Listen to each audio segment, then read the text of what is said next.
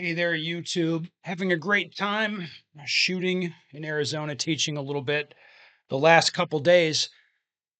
But in this video, I'm going to talk about equipment. I'm going to talk about this TTI Canic, and then also I have this as well, the Sionics rifle that I got a while back. And I can talk through some observations I have with each one of these guns and the optics that I have on them. So let's talk about the TTI Canic. Shooting this is continuing. The pistol thus far, not a ton of rounds, maybe 1,000, maybe a little bit more. Not a ton of rounds, but the pistol's been running reliably. I like the way that it reciprocates. It kicks the brass out, chambers the rounds. It appears to be mechanically accurate. It appears to do all of the gun things as near as I can tell. There hasn't really been any problems. Now, my initial kind of thought as I held it was like, yeah, this grip is okay. It's maybe a little small for me. Maybe I could build it up using the provided back straps or something else. In shooting it more, I would definitely, if I was serious about this gun, I would make the grip a little bit thicker using something. But aside from that, I don't have many complaints with like the ergonomics of the pistol. I think it's fundamentally it's attractive. Fundamentally, it works well for people. It might not fit. I mean, I don't think it fits everybody, but it's like basically okay. I don't really love the measurement, the reach to the trigger, back strap to the face of the trigger is a little bit long for me, but it's not really a big deal. I would say like mechanically the pistol's working, ergonomically it appears to be pretty good. Um, the complaint I have with the gun is the trigger. Now, initially when I got this, like just dry firing it, I'm like, yeah, there's a take up, there's something of a wall, and then you press through. It's okay. There's not a very defined wall here. It's not very heavy. And I thought like, it'll be okay.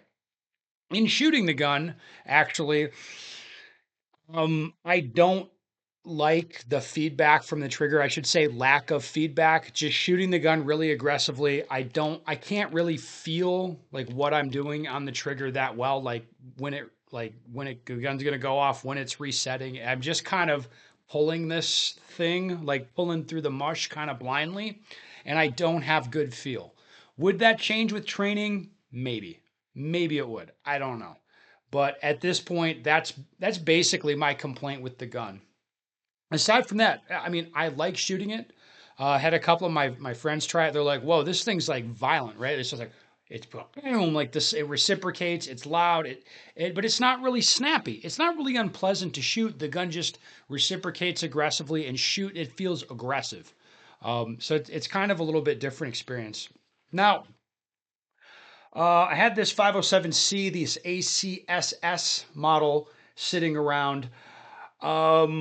So I decided to put that on here. I've decided, like my initial impressions of the ACSS on the pistols, like, man, the 507C is fine, but this reticle is butt aids. Like, I do not like it.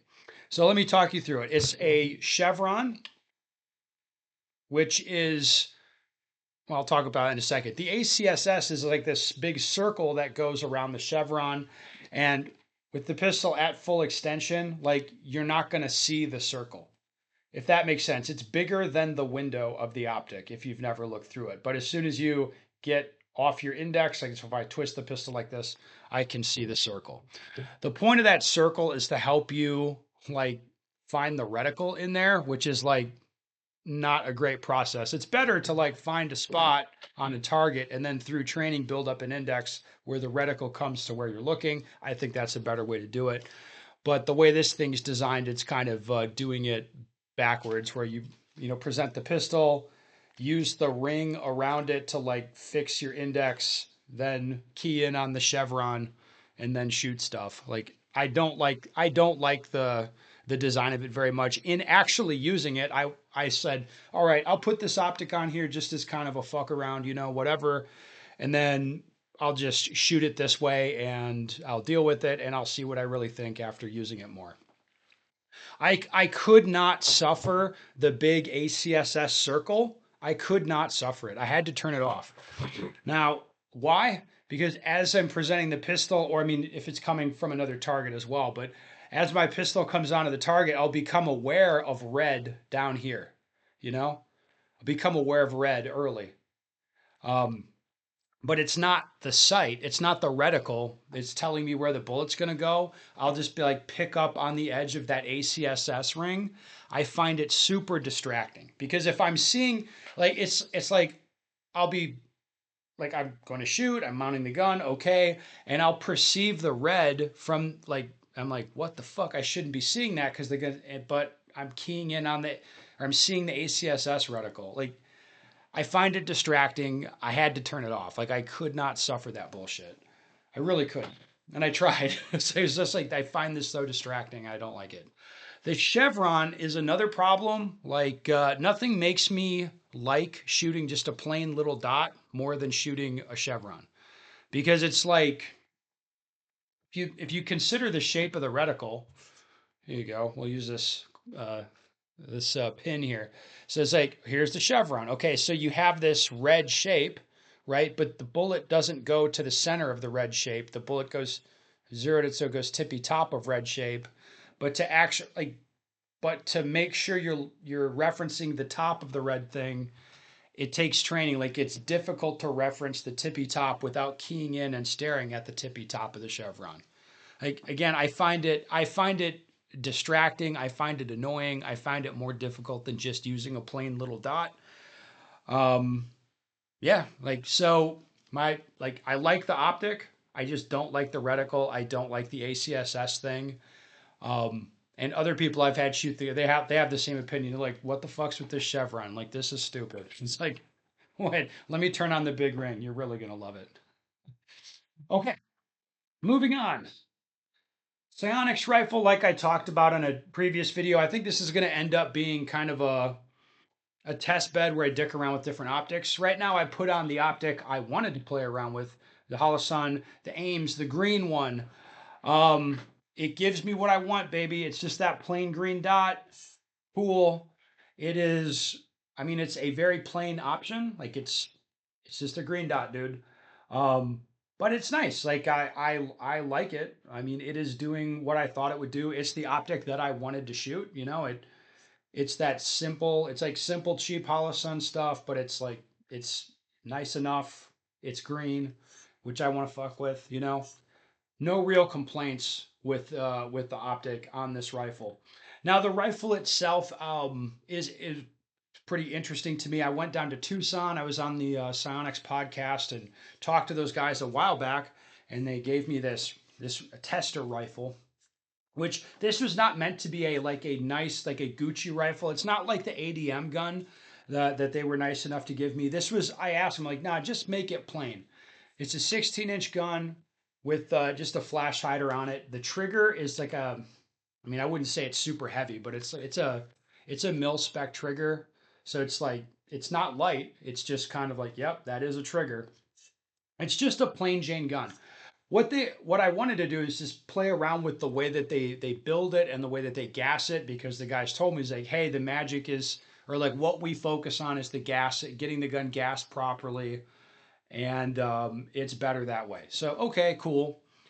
I took them up on it. I got the rifle, started shooting it, and I will say that they've definitely done something different on this rifle compared to the other rifles that I've shot. A good example, like the ADM rifle that I have, is extremely soft. Like with the RC3 suppressor attached, when you shoot, it's like it like queefs out a bullet, and and the dot just goes like it's very soft, and like I said, it's just like bullet goes down there. This rifle feels very like it's like the polar opposite of that. I'd say the gun's not really violent, but it reciprocates. It's like wham, like the gun, like it goes off, and it but at the same time it doesn't move around that much.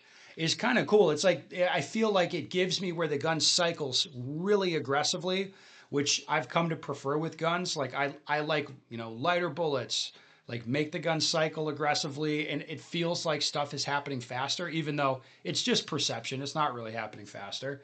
Like this rifle is set up that way. I mean, whatever they did with the gassing, like the buffer, all that shit.